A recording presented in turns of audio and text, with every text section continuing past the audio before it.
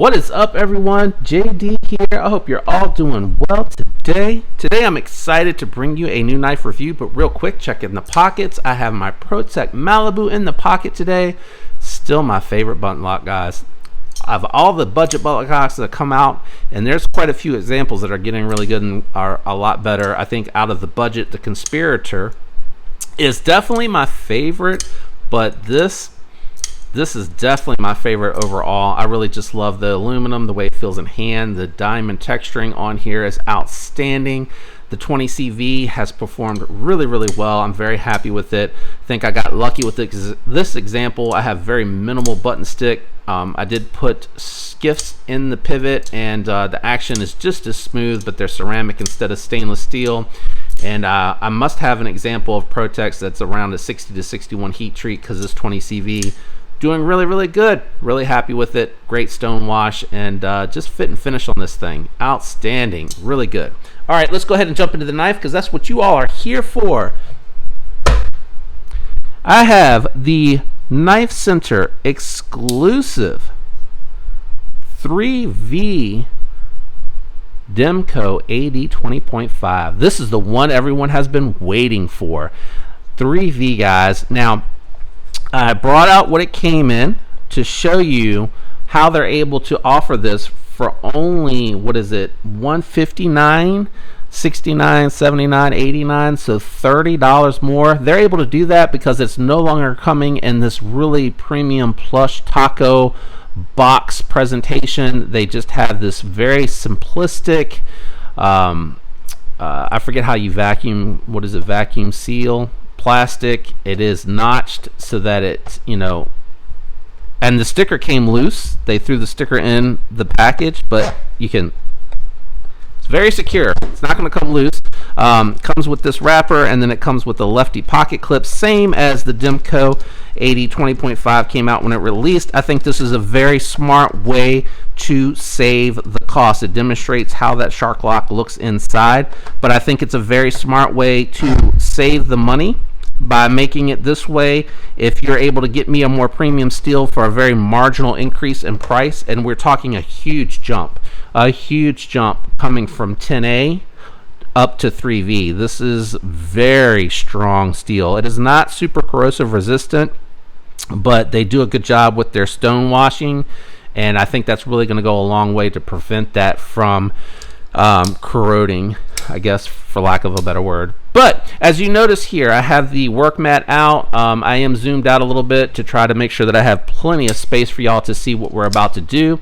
Not a whole lot of differences here, so I will link the review for the AD20.5 that I originally brought that came in the Grivory Orange. What we're going to do here, one quick note, this thing came super oily, and because it is super oily, it is kind of spilling over. I've cleaned it a little bit, but you can really see the reflectivity here.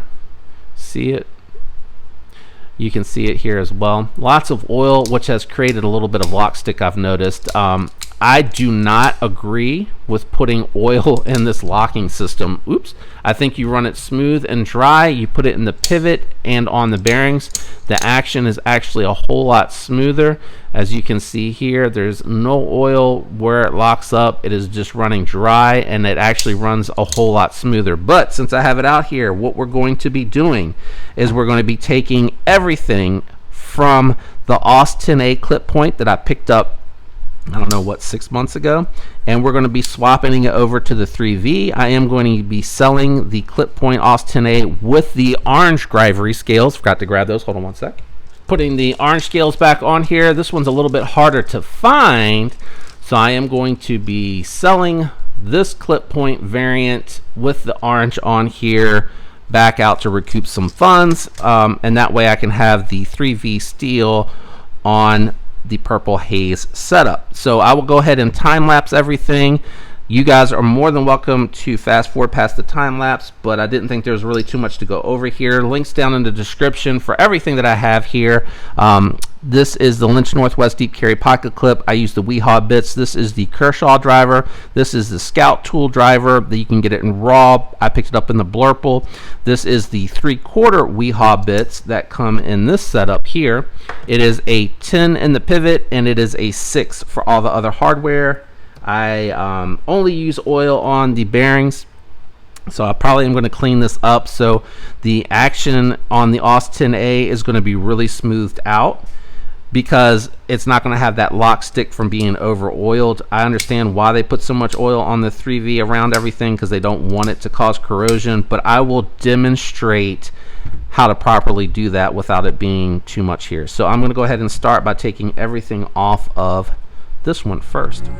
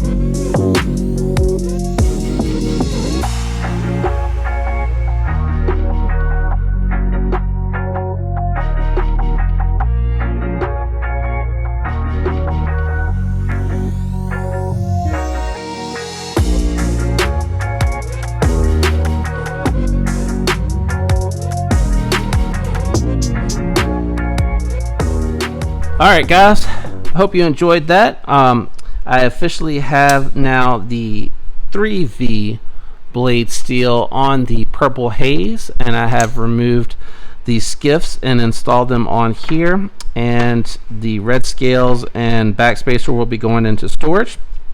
Fully restored the 10A here in the orange Grivory, which is really hard to find.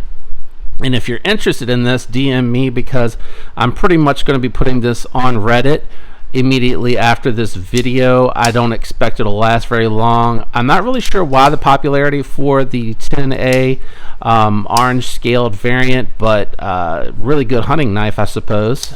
But really a good looking color on this knife, and really well done Grivory on here as well. And I hope you were able to see how I was able to oil that. The lock stick is completely gone on both of these knives. The way that I typically do it, this might need to be a little bit looser. It took me a minute to get this centered. I don't know if you'll be able to tell here, but it has the D shape in the actual backspacer to hold those in place, so it's a little bit more of a challenge with these because they're perfectly circular on this backspacer, so you do have to kind of finagle it to be able to get that to hold in place. But I was able to get it centered, and the action's really good. As you could see, I just put a little bit of oil on the outside of the scales. It helps them stick, and it prevents any type of corrosion. And then I did really around the pivot by hand so that it wasn't dripping or running, and it's not going to run onto the actual engagement piece here. That'll be nice and smooth. And again, that lock stick is completely gone now. It's so smooth. And this is the hardware and everything that came on the red one. I did just to keep from having to go and digging everything out. I did go ahead, I had that pocket clip that came with the orange one in here. It's exactly the same. I just swapped it off the red because I had it out on the mat. So I think really happy. This is my more premium now AD20.5.